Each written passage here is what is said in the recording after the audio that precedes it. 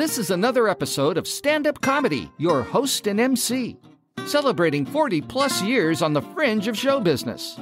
Stories, interviews, and comedy sets from the famous and not so famous. Here's your host and MC, Scott Edwards. Ladies and gentlemen, welcome back to the podcast. You know, I have a vast network of friends from my stand-up comedy days, and there's one gentleman that I did interview once before, and he is doing some amazing work. And so I invited him back. We have a little bit of an odd phone connection because he's up in the snowy mountains of Colorado as we speak. But this guy is amazing. Not only did he start off as a terrific stand-up comic, but he's an actor, a writer, a director, a producer. That's right. He does it all.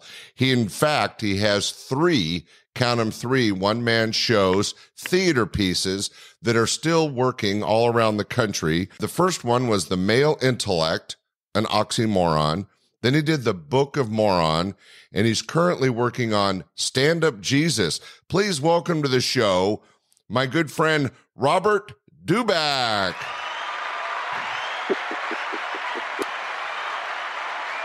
I wanted to get Robert in there because that's how people find you. Of course, I call you Bob, but sure, of course. Robert and I Dubac. Call you Scott. It works out.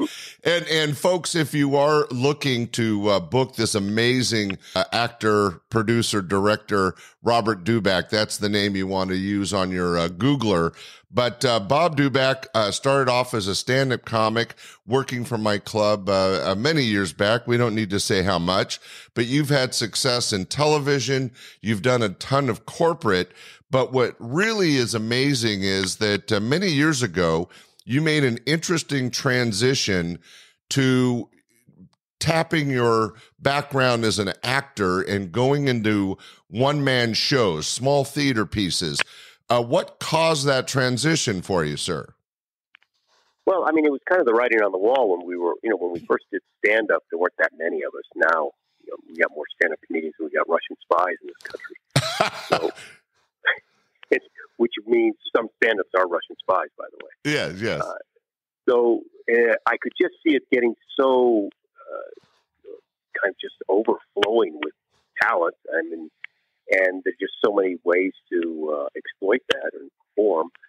At the time, because I was acting, and when I was working in your clubs, I was also on a soap opera right after that period. And so I, was into, I don't know if you really call that acting, but it was definitely an experience.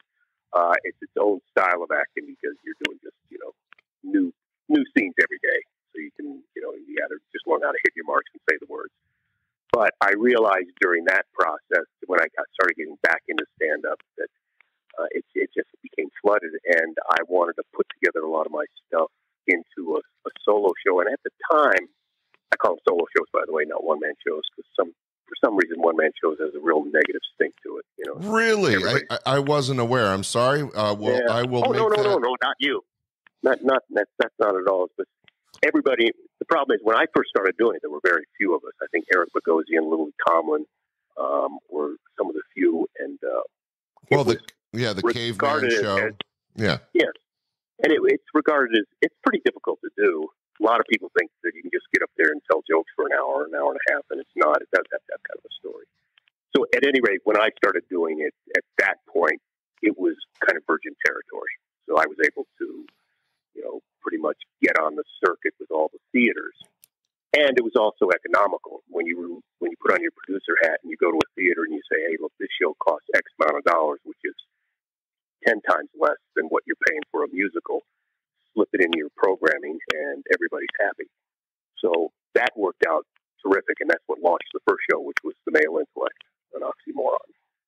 It is interesting on a couple levels what you said. First off, being a stand-up comedy producer, I totally understand how in the mid to late 80s, stand-up comedy just got overblown. And then by the early 90s, it was all over TV, stand-up shows, not necessarily successful stand-ups. There was a few gems that came out of it. But as you mentioned, it got to be a very crowded space. And being on a soap opera, where you're acting, but it's not like a weekly TV show or a movie where there's going to be some stature or real big bucks. You know, you were finding yourself really with a foot in each world, right?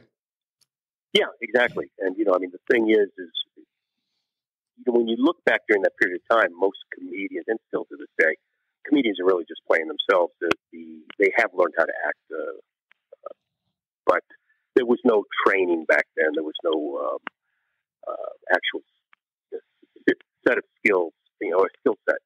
So, and that's what was brought from doing the soap opera and other acting gigs.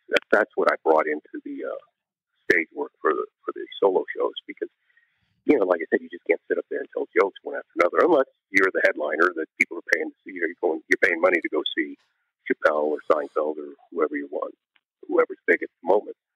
But to sit there and to be an unknown, what's really selling the ticket is the title of the show and what the show is about. Hey, I want to go see this show. The first show I wrote, The Male Intellect, and Oxymoron, is about, you know, men and women. It's about relationships, and it's still it's an evergreen, so it still works. That's the other thing about doing these solo shows is you can be topical, but you can't. It has to be something that isn't daily current news, because it just gets washed out.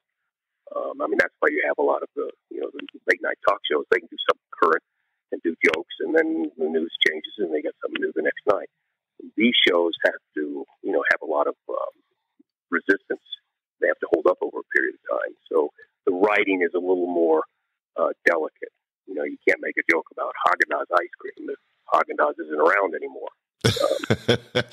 Well, and you mentioned a couple of things there that are so important. First off, that it is true that any really good professional stand-up comic has to learn some acting skills, because to really be successful with your material, you have to practice it and do it on stage, 100, 500 times, yet you have to act like you just thought of it and you're presenting it to the audience for the first time each night. And those are skills you pick up subtly that are somewhat acting. And then the other thing is Male Intellect, Oxymoron. It's an oxymoron about relationships. It is so true that that's a topic, the relationship between men and women, that has been going on for 1,000 years and will go on for 1,000 more. So, congratulations on picking something that everybody can relate to. Yeah, and all the other shows are relatable as well, and that's what I kind of learned with doing the first one. But that one was, even though these things are difficult to do, that was the easiest to come up with, because it is about something it doesn't matter if you're 8 or you're 80. It's always, something about men and women or whatever the gender choice that you make. There are 2 people involved, there were 3 people involved, or whatever it is today. It doesn't matter if this show is done now in 2024. It was done in 1954.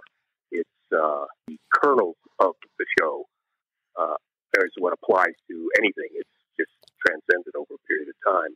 But this the idea of coming up with a concept that everybody can identify with is what has kind of gone through my work with the 3 shows. Because the second show, called the Book of Moron, is about stupidity and our inability to use common sense, or to be, as we all know that's been going on in the past couple of decades, to be manipulated by false narratives, believing in things that aren't true. And so that show is about a person who really tries to figure out, where the baseline of truth is. And it's, none of these shows are really my story. They're more everybody's stories that they're struggling with. I always found that was a little difficult when some of these solo artists get on stage and start talking about their history. And I just kind of tune out, because I'm not really interested in going to a therapy session. Well, a couple things. I want to explain to the audience that the first show, the Male Intellect, was, I think, the foundation of that was your stand-up comedy set. Oh, sure. And I've seen you both as a stand-up comic, and I've seen this show, and I can see a lot of similarities where you were able to take your really funny stand-up comedy act and morph it into this solo show, a one-man acted theater piece. I won't call it a play, although it is a one-man play, but it's more of a theater piece. And I think solo show is a good way to explain it. But I think it's good to understand that you didn't just sit down and write a show. You had already been working on the material, the comedy material in relationships for your stand-up comedy. And then after your acting gig on the soap opera, you brought it together in this one-man show, solo show. And then the other thing that's interesting is with the Book of Moron, it is so true that for the last couple of decades that the media and the government and even closer at home in family situations, people are finding themselves manipulated by the news and the information they're fed and what's real, what's not real, and turning that into a show. Now, that show was written specifically, I think, more out of the blue. I don't remember that being a part of your original stand-up, correct? Yeah. Well, exactly. Now, it's very, intuitive for you to see that how the original material was morphed into the original solo show. But all the solo shows that I write do start with kind of a basis of a stand-up writing. Technique. Style. You kind of the style or outline of the material. You kind of picture it in your mind. Yes, because you have to. I mean, these shows have to be funny. If not, they're a lecture, or they're That's true. It could be Robert Dubac lecture. Yeah, or it'd be therapy, or be it's just there are people who do that, and then that's fine. But it's just not my thing. And so the idea of having a good background in stand-up comedy makes me be able to write every single paragraph and sentence so that it strikes. It's either a punchline or it's a setup for a punchline, because you have to laugh nonstop through these things. And that's what makes it difficult, or at least more difficult than just doing stand-up, because it all has to be woven together. Plus, it all has to reinforce the central theme and the central plot of the story. So that's what takes a lot of the time, and that's what's so difficult. And that's where I've already made all those mistakes the first time, so I can learn not to repeat those mistakes the second time, and then on the third time, it even flows even faster. But I think it's interesting to point out that the first one came a little easier. You had to really kind of knuckle down and work to get the second one done. And you're right. I hadn't even really was aware of that, but you don't want it to be a lecture. I don't know if you're aware of it, but a comic that we knew from back in the day, Yakov Smirnoff, went on to get his PhD and is now doing theater shows, and he puts a lot of humor. But it is a lecture. It's more of a therapy session, and he uses the stand-up comedy as kind of a segue between things. But that's different than what you're doing. You're doing actual solo shows. In my shows, I have different characters that I become. So it's really not just me. It's me and 6 versions of me talking back and forth to each other. So it is kind of put together. But now, okay, Yakov is a smart guy, because Yakov already, and I've known him for years, he already made a name for himself. So this is where I contradict myself and say, nobody's going to pay to see you go up there and talk about yourself.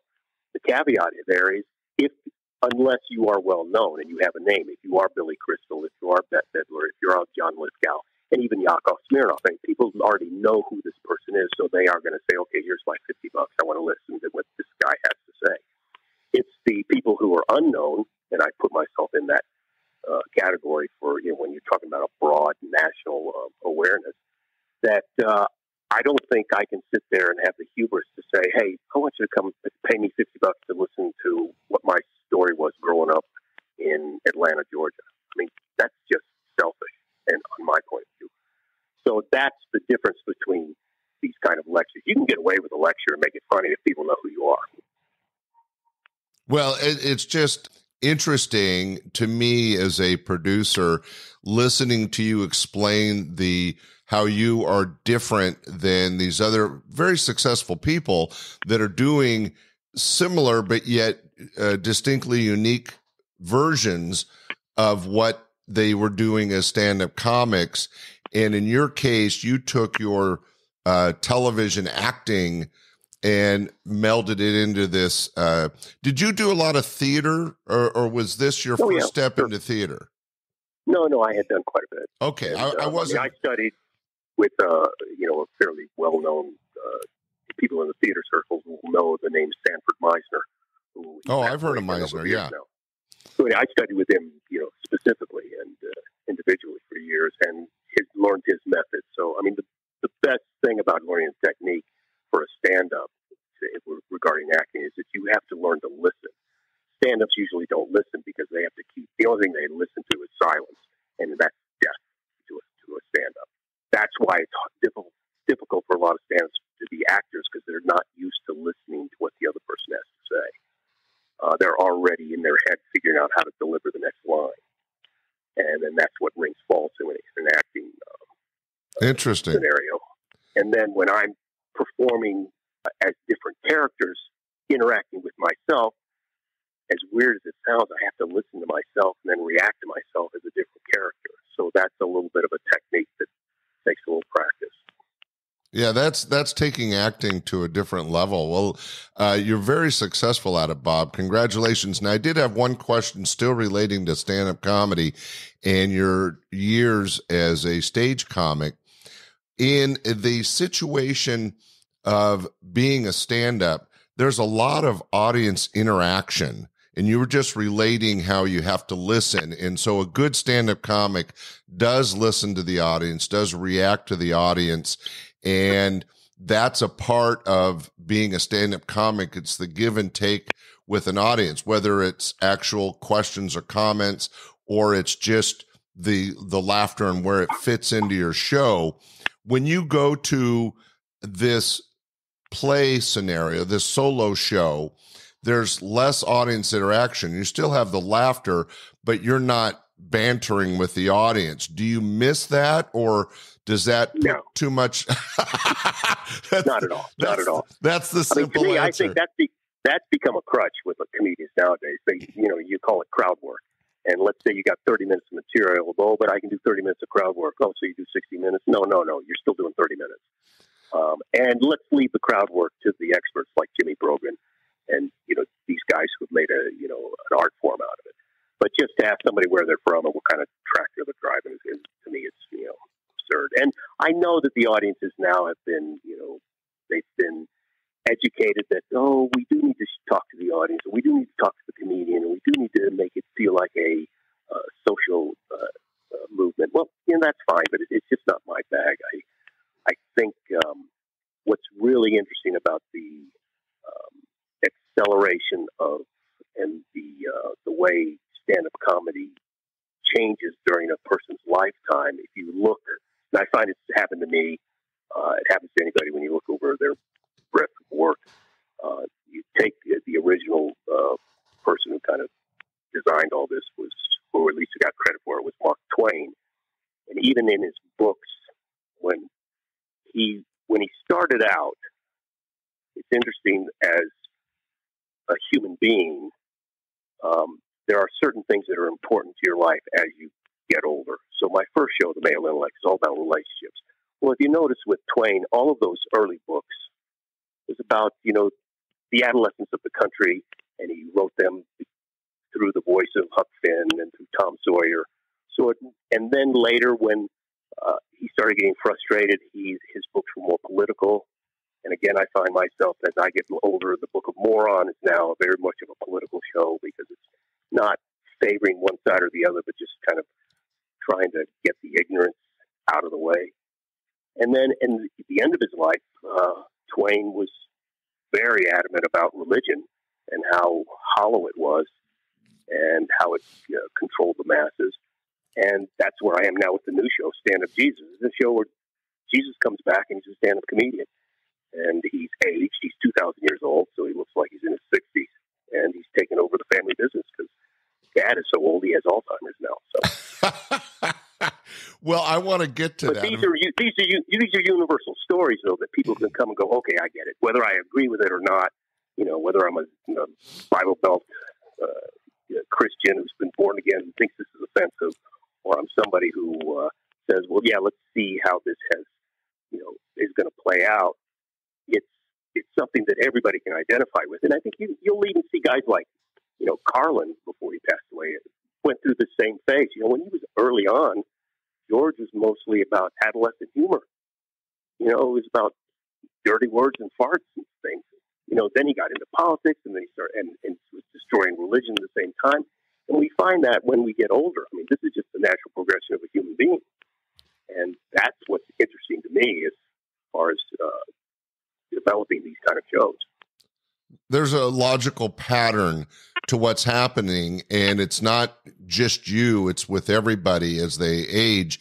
And I want to get to that, but before, I had one last question about your solo shows that I think is different and interesting than stand-up comedy. Is that I've been to your shows, they're amazingly funny, but you do have a set, a theater type set with props. Oh yeah. And do you find that the props? That's called production value. Yes. Because if you're just there with a microphone, you're ripping them off. I mean, then you're just. That's true, but that actually leads into my question: is that do you find that the props not only help you through the show, but help you write the show because you can now interact with the props? Yeah, and it's the props help propel the story and the narrative. I mean, like in the Book of Moron, for example, the play is about a guy who's in a coma, and it's a metaphor for we're in a coma because we've been beaten with so much false narrative and hype and spin, we don't even know what's true anymore.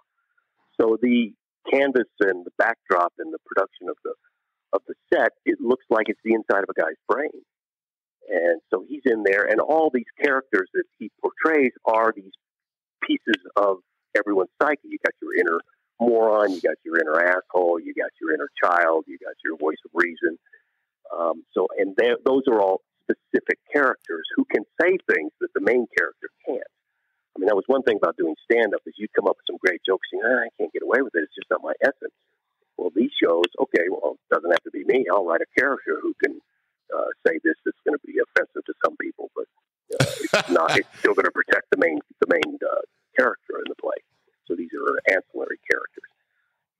But that when you look at it visually, you go, okay, I'm already into the story. I'm already into the he's already got me hooked. In the Male Intellect, it's similar where the guy. I mean, I do have kind of an overall theme where it's always inside the brain trying to figure something out. And in the Male Intellect, he's got his feminine side of his brain and his masculine side of his brain, and the stage represents that. And he goes through trying to figure out, what women want. But all the characters that pop up with that in that show are all these older guys who are just chauvinists and out of date, and they're trying to teach a younger guy how to deal with women, and it just completely backfires. Well, it just is fascinating to me that a stand-up comic is a guy with a microphone, and you were successful at that. You go into working a soap opera where you're on a TV set and you're interacting with other actors, and in this essence, in this world of the set from the show. And then with your solo shows, the other actors are you in your own mind, which is very challenging, but you have a stage setting or props that allow you to transition from character to character or from joke to joke to get your story across. It's really, a lot of brain work. I mean, it's, I don't want to blow you up, but you're a smart guy. Well, thanks. And, I'm actually writing this all down because you put it together better than I could put it. And you're making me sound like I'm something more than I think I am. So, I just think that from a production side, you have to think a stand-up comic, like you said, he's going up and he wants to get from joke to joke and have the right segue and keep the audience in tune and use the audience. Maybe the audience is the prop for the stand-up comic. But when you're doing a solo show, you're bringing kind of all that together, everything that you learned in your years of entertainment, and making it meld into these really successful shows. And again, we want to explain to the audience your transition from the Male Intellect, an Oxymoron, and then the Book of Moron. And both these shows are still out there. You're still performing them, and they're very, very funny. But your latest edition is Stand-Up Jesus. And that in itself, the name itself, is going to draw crowds, because that is such it's a touchy. It's interesting, because what's one of the hardest things, and people don't even understand this. The hardest thing of these shows is coming up with a title, because you don't have a famous name that can sell it. So it has to be something people identify with.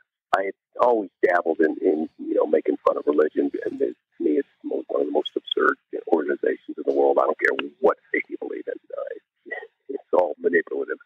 The idea of, I know not only myself, but other people who poke fun at religion, whether it's famous people like Ricky Gervais or he's just even stand-up, there's still a protection that it's just me and my opinion.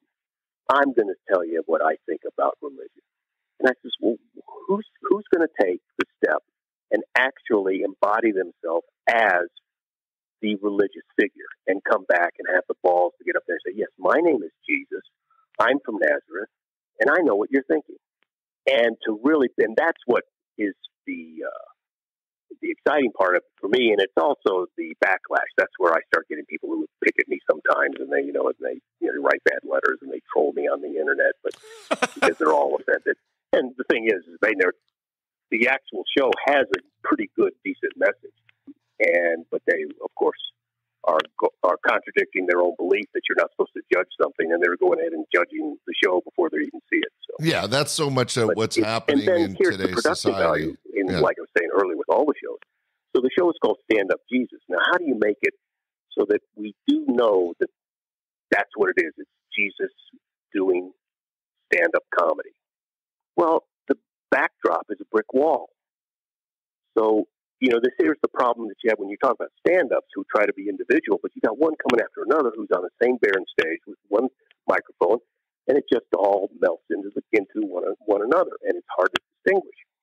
Where you're doing a theater piece like I'm doing, you're doing a solo show, you have your own set, you have your own production value, and that helps cement and magnify what the show is.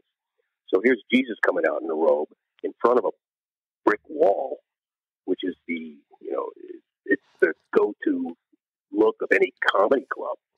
So he's bringing the comedy club, ironically, into the theater, and Jesus is telling jokes. Well, it is hilarious, by the way. I got you now. That's so weird. You start talking about Jesus, and he just comes in and and he says, "I'll show you a joke. Yeah. I'll play a joke. I'll play a joke on you, Mr. Smartass." Yeah. By the way, you're sharing such great information and what you've been able to create through your, foundation of stand-up comedy and your acting abilities. The idea of there being a stand-up Jesus and where we lost you and now we found you was, I was about to comment that one of the great things that sells the show is that you end up dressing and using makeup, setting yourself up. You have that look of Jesus. And that helps, obviously. But now I'm graying, and I've got a graying beard, but then again, Jesus is 2,000 years old. So so that helps write the joke right there when you first walk on stage. Say you look like an older Jesus, right? Say, well, why are you older? Because I'm 2,000 years old, you idiots. Good Lord. And when I say good Lord, I mean good me. So all these kind of things about religion that society and humanity is blown out of proportion. He's just basically trying to funnel it down into the basic core message. And we don't need all this tradition and all this brouhaha and all this, we've got 5,000 different religions in this country. I don't know if people realize that or not. But I mean, is there really 5,000?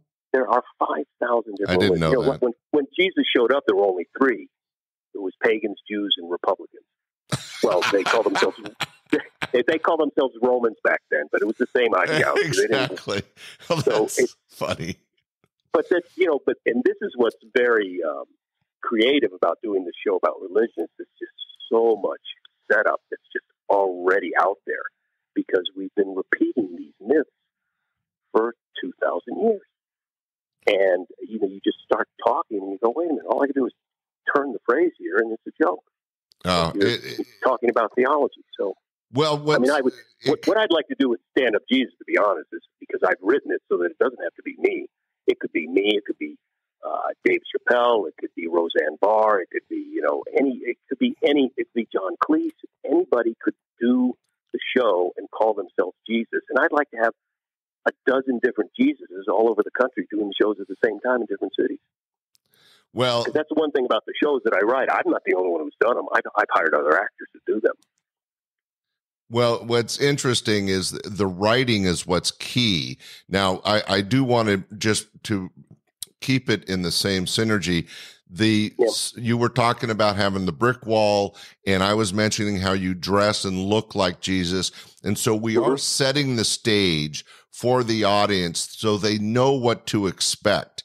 And I think that, and then you add what, again, I'm complimenting you, but really smart writing that takes a challenging and sometimes difficult topic and pokes fun at it. And I don't think you disparage anything in particular. It's the concept of religion, but you're not making fun of the people that believe per se. You're just... Well, I am kind of. Well, I hate to blow a hole in it, but when I'm saying the thing is when you believe in just one thing, that's you need to. The very end of the show is that. Well, what if religion was like volleyball, and you had to rotate? So every Sunday you have to rotate faith. So the Jews would become Catholics, and Catholics become Jews. Then what happens? Well, you're automatically feel twice as guilty. But on the upside, you get twice as many holidays. So, those kind of jokes write themselves. But that's the overall message is that, look, if we all just shared this, if you really can't get rid of your belief system, then just start believing what everybody else believes and share it and get it around, and then maybe we'll discover some tolerance. Yeah, and that'll bring us all together. I'm not sure if this question is really poignant after your explanation, and so I apologize, Bob. But when it came to writing Stand Up Jesus, and you've kind of already explained this, but the short answer, was any of this due to your childhood, your family, the way you were raised religiously, or was this just a natural transition based on age, as you mentioned earlier? Probably both. I mean, I was raised a Catholic, but I got kicked out of grammar school for, asking too many questions. So you've been questioning religion your whole life, and now I've been questioning my whole life. Yeah. It took a long time to figure out how to, and let's be honest, nowadays it's easier to prod these kind of topics. 20 years ago it was a little difficult. I wanted to try to do this 20 years ago, and I could, I had a hard time. Even when I did the title of the second show, The Book of Moron, I got flack from that because I had come up with that title before The Book of Mormon was even on Broadway stages. Oh, I thought you kind of borrowed it. I didn't know that you had that first. No, I was doing it first, and I actually had to retitle the show to call it something else because nobody would book it. Oh, wow! I had to wait for the Book of Mormon, the musical, to be done on Broadway before I could go back to my original title, and people would be more relaxed with it. Wow, I did not realize. Well, culture changes. culture does change. I mean, look what Lenny Bruce had to go through and what everybody's doing on stage now. So right. And you've been on top of you're using your intelligence and your smarts to stay on top of what's acceptable and also still pushing the boundaries a little bit enough comedically to keep it edgy and fun for people. So let's get to my last thing. This has been fascinating. It's interesting that I'm glad that you've been able to pick that apart and understand, because I've always tried to get something that's just a little ahead of the curve so that I know when it first comes out, people are going to be a little offended, but they'll gradually kind of get into my audience after a while. So the last question is what?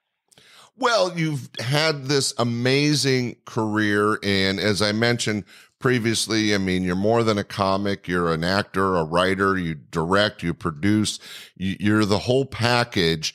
So an easy last question, what's next?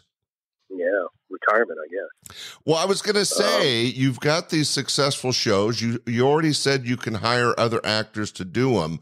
Do you see an exit strategy? Not really. The only thing that's going to prevent me from doing this is just physicality. As you get older, I mean, it's, to be honest, when I wrote Stand Up Jesus, he doesn't move around on stage as much as the other two shows because, Jesus. I'm older, and, I don't want to look like Clint Eastwood walking around on stage, where you're afraid. Here's a guy who scared the hell out of us, and now he can barely, sit in the chair. So and that's an acting problem that I have to overcome on stage, because you have to, play the part. I mean, that's one reason why I'm coming back as Jesus is middle-aged, and he's later in years, because I am. I mean, I certainly couldn't pull off being a 33-year-old Jesus. Well, I think there's a little bit of genius behind that, though, because it not only fits who you are as the actor and as the real person, but you're bringing the story in a way that fits your life, but also, like you talked about, fits what's going on in the world today. Yeah. So, I mean, it's as long as I can keep getting up there and doing things. But like I was saying, so Jesus does a lot of sitting and standing. He's on a microphone. He sits on a stool, because, it's just tiresome to stand for an hour and a half, on stage. When I was younger, it was no problem. I'm realizing, wow, it's getting a little, trying to do 2 shows a day is getting a little difficult. Right. And I guess the crux of the meat of the question is, you're not writing anything else. Do you feel like you're there? Oh, yeah. No, I am. Is there stuff working? No, I'm writing. I'm actually writing. I don't know if it'll ever get done, but I'm writing a comedy special called a comedy special that's not so special, because to me, there's nothing special about a comedy special anymore. I mean, they are the only way to make a comedy special is to put the word Olympics at the end of it. Keep the comedy special Olympics. And what would that be? I don't know, a one-legged dwarf who doesn't tell dick jokes. That would be special. So, I mean, that's just pure stand-up, and that's just pure writing of that. So what I want to do is do like a half hour of just all the tropes and the hacks and everything that I see everybody doing, and I knew that I was guilty of when I was younger, of all the stuff that I want to educate the entire audience who's watching stand-up comedy to go, okay, let's move beyond this. These are old things. If you really are a stand-up comic, let's get into something, meaty. I was going to say, put a little meat on the bone. Right. So it's kind of a special about how comedy is not really special anymore. Wow, that would be great to see. And spending the last 40 plus years of my life on the fringe of show business and in stand-up comedy, I would find that hilarious and so full of truism. Well, ladies and gentlemen, this has been so informational, so fun to do. Bob, great opportunity to share where you're coming from and how you see entertaining people in a slightly different way, in such a successful way.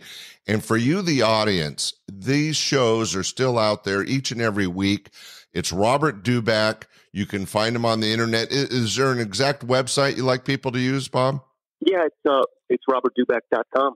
And I think Jesus is coming to Asheville in the first weekend of May. So if there's anybody around Asheville, North Carolina. There you go. Robert. If they listen to Robert Dubac, DUBAC.com. You can find out all about his shows. But don't miss Male Intellect, an Oxymoron, the Book of Moron, and now the very popular and very funny Stand-Up Jesus.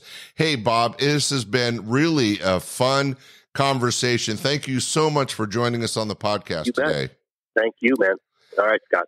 Ladies and gentlemen, stay tuned. We'll be back next week with another great show, and we really appreciate Robert Dubac. Keep an eye out for his name at a theater near you. Bye. We hope you enjoyed this episode of Stand-Up Comedy, your host and MC. For information on the show, merchandise, and our sponsors, or to send comments to Scott, visit our website at www.standupyourhostandmc.com.